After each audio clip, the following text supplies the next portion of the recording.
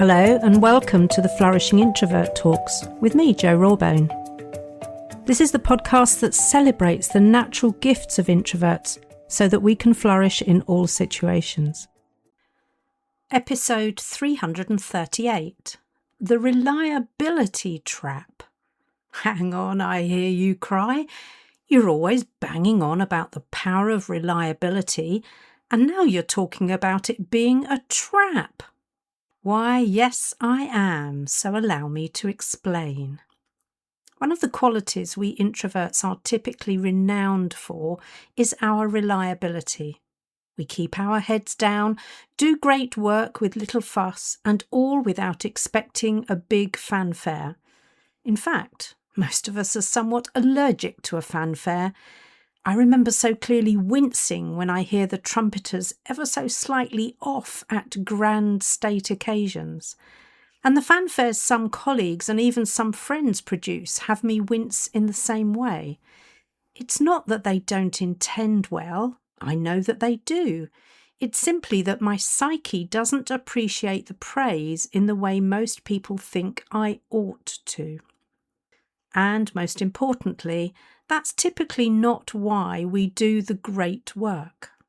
In my case, and certainly for many of those I work with, we do great work for the personal satisfaction of a job well done and of our values well lived.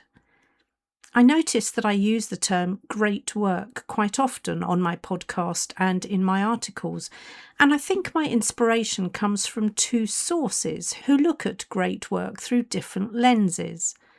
My first encounter with the notion of great work was through Michael Bungay-Stanier's book, Do More Great Work, recommended by my good friend and fellow coaching supervisor, Judith. And then later, I found David Sturt's book, Great Work. So there's clearly something in the concept of great work for me, as it's a recurring theme. And I want to be clear right away that great work is not a commentary or judgment on the quality of the work we do. It's much more significant than that. In a nutshell, and unless my memory deceives me, Bungay-Stanier looks at great work from the perspective of, does the work matter to me? And Sturt looks at it as, does it make a difference to other people? As you might imagine, I want the best of both worlds, and for me, great work has to be both personally fulfilling and impactful, so I'll blend the two.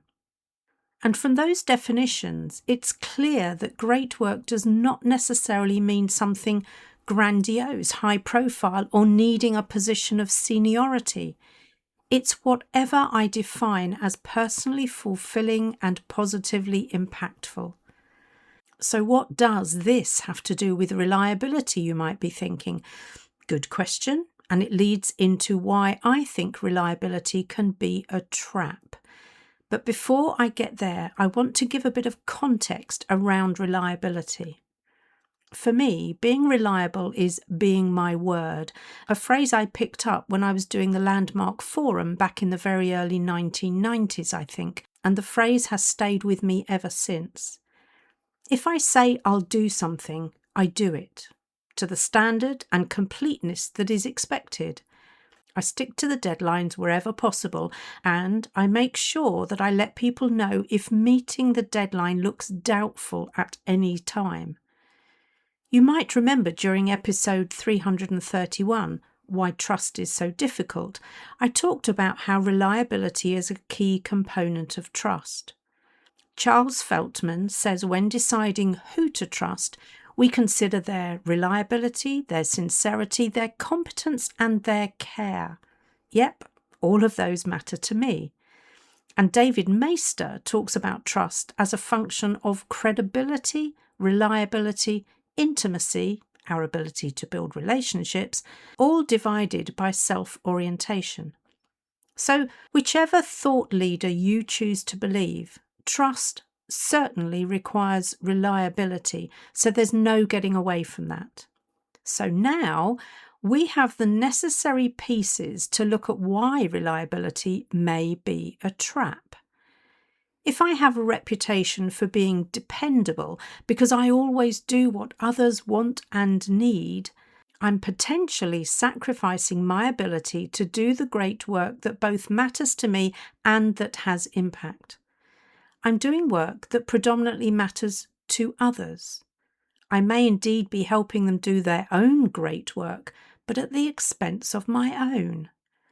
And before you get defensive on me and claim that helping others do their great work is enough for you, I ask you to take a moment to reconsider. Why? Well, it sounds to me a bit like your inner martyr talking. So my question is it really true that it's enough for you, or merely a convenient tactic you've been using to be accepted? It's a difficult question, I know, but I can ask that because I spent rather too long being useful and dependable to others but not to myself. So look into your heart and tell me the honest truth. And there's something else that makes the trap even more tightly constraining. The better we are at meeting the needs of others, the more difficult it is for them to see us in any other role. And, dare I say, the harder it is for us to see ourselves in another role too. Think of it this way. Maybe there's another reason this trap can be rather difficult to navigate, because when our reputation for reliability becomes a part of what others value about us, it's highly likely that it's what we value about ourselves too. As a result, we end up protecting our identity as the dependable one, even when the evidence suggests we have outgrown or are far more than that role. It's as though our potential becomes obscured to others and also to ourselves. Our reputation as the dependable one, the one who can be relied on in a crisis, the one who will stay late as they have no personal life and therefore nowhere else to be anyway, casts a long, unforgiving shadow. And perhaps that is part of what makes this trap so seductive, so compelling, so convincing, because evidence tells us we're reliable, dependable, and trustworthy. So we keep collecting more of the same evidence while overlooking the possibilities that are both within us and waiting for us. I talked a bit about this in the last episode, the identities we weave. But here's what else I think is going on. And I say I think, but it's what my introverted clients tell me is true for them. If we loop back to the work of Meister and Feltman, reliability is the easier quality to demonstrate, the one we can do from our comfort zone, the one that enables us to fly under the visibility radar, the one that ticks the box of meeting imposed expectations. Which means introverts are in danger of keeping themselves playing small by falling into, and indeed settling into, this reliability trap. We may be seduced by the praise we receive for being reliable, dependable, and a trustworthy colleague. Indeed, we can end the day relatively pleased with ourselves for what we've delivered, and even find things to be grateful for.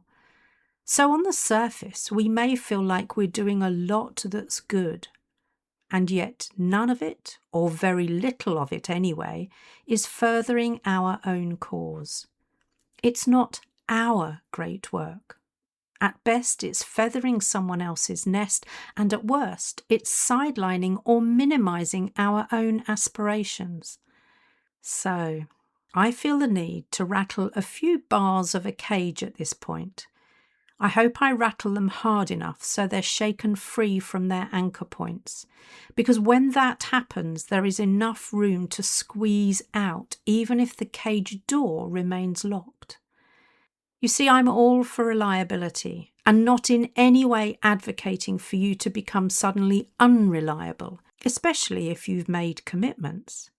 But the next time you're approached to commit to something that only demonstrates your dependability in the eyes of another, I want you to look yourself in the eyes and question how it is demonstrating your dependability to yourself and to your own great work. What do you need to do to develop the other complementary qualities that epitomize trust?